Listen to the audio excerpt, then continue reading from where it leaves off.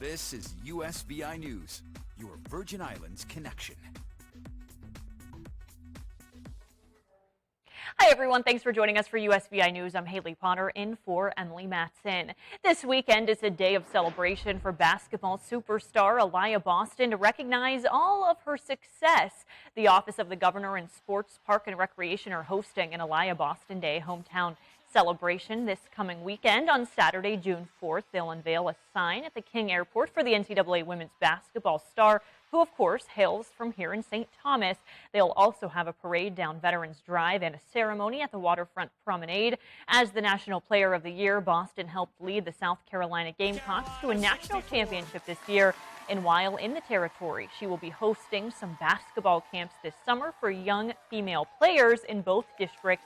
Aliyah Boston Celebration Day on Saturday starts with the sign unveiling at 10 in the morning. In its day 2 of festivities to celebrate Queen Elizabeth's 70 years on the British throne, and the 96-year-old monarch will be missing some of the biggest events. Ian Lee takes us to London. Queen Elizabeth beamed from the balcony at Buckingham Palace as tens of thousands cheered her on. Day 1 of the Platinum Jubilee was packed full of festivities from morning until night, when palace officials announced the 96-year-old monarch needed to slow down. They said the Queen experienced some discomfort on Thursday, and with great reluctance will skip the service of Thanksgiving at St. Paul's Cathedral today. She's getting older now, but she looks vibrant as ever. Her outfit looks amazing. The future king, Prince Charles, will stand in for the Queen at the church service. Also attending, Prince Harry and Meghan, who flew in from California for the historic occasion.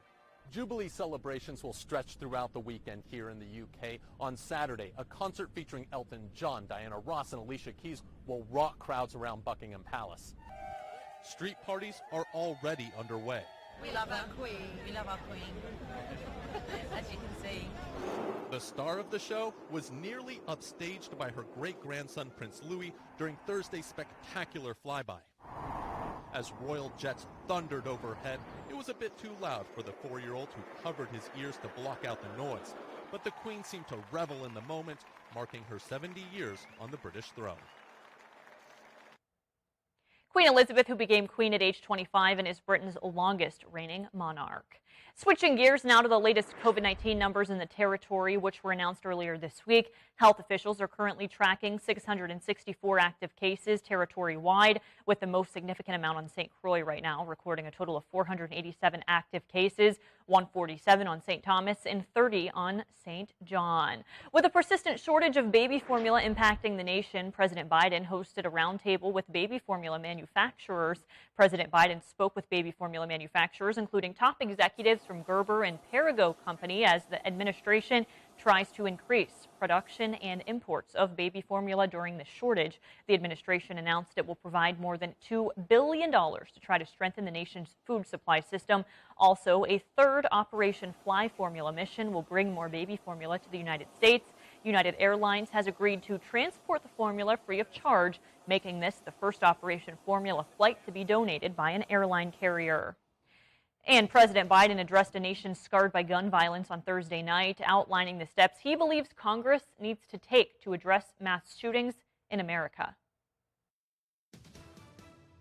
There are too many other schools, too many other everyday places that have become killing fields, battlefields here in America. As Americans struggle to grasp a lethal wave of mass shootings that are traumatizing communities and tearing lives apart. After Columbine, after Sandy Hook, after Charleston, after Orlando, after Las Vegas, after Parkland, nothing has been done. President Biden is calling out Congress to come together and work on bipartisan gun reform laws. This is not about taking away anyone's guns. It's not about vilifying gun owners. In fact, we believe we should be treating responsible gun owners as an example of how every gun owner should behave. The president laying out actions he believes need to be taken. And if we can't ban assault weapons, then we should raise the age to purchase them from 18 to 21. Strengthen background checks, enact safe storage law and red flag laws. Repeal the immunity that protects gun manufacturers from liability. address the mental health crisis. Senate GOP leader Mitch McConnell says he's, quote, hopeful and optimistic that lawmakers can compromise on legislation to address mass shootings to have ready to unveil when the Senate returns to session next week. Mental illness and school safety are what we need to target. And the nation has been rocked by another mass shooting, this time at a medical building in Oklahoma, which houses an outpatient surgery center and breast health center. New information comes out about the gunman responsible for the death of 4 people at the hospital. A motive behind the shooting is also being revealed. The gunman involved in the Tulsa hospital shooting targeted a doctor who had treated him. He bought the AR-15 style rifle just 3 hours before using it in the shooting, according to officials.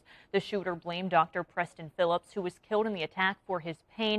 The Tulsa police chief said that the shooter was a patient of Phillips, and on the day of the attack, the shooter had a letter with him which was evident of his, quote, intent to kill Dr. Phillips and anyone who got in his way. That's according to the police chief, too. The shooter died from an apparent self-inflicted gunshot wound. More than 500,000 students who attended a for-profit college system will have their debt completely erased. The move is part of a broader effort by the Biden administration to relieve more Americans of crushing student loans. This building once housed Everest College in West Los Angeles, a remnant of one of the nation's most notorious cases of alleged fraud in higher education. The campus was part of the chain of Corinthian for-profit colleges that collapsed in 2015, leaving students under mountains of debt. I spent a lot of money to come here, and now the money basically I feel has been thrown in the trash. I feel like they walked into my house and they went into my wallet and they took $5 grand from me. At that time, Vice President Kamala Harris was California's Attorney General and had sued the company for misleading practices. Thursday, she announced 560,000 former students will have their federal loans canceled. It means that if you attended Corinthian at any point in its existence, you will receive this relief automatically. You do not need to apply for it. The government's action erases nearly $6 billion in debt for students who took on more and more loans in the hopes of graduating into high-paying jobs. Vice President Harris says instead, many got nothing but heartache. Our investigation revealed that some of the degrees from Corinthian were so worthless that they didn't help a single student get a job. The move comes as the Biden administration considers broader action to relieve Americans of more than $1.7 trillion in student loans. The bottom line is we're fixing a broken system. Administration officials say they're looking carefully at the issue, but no decision has been made yet on how to proceed. Dina Demetrius, CBS News, Los Angeles.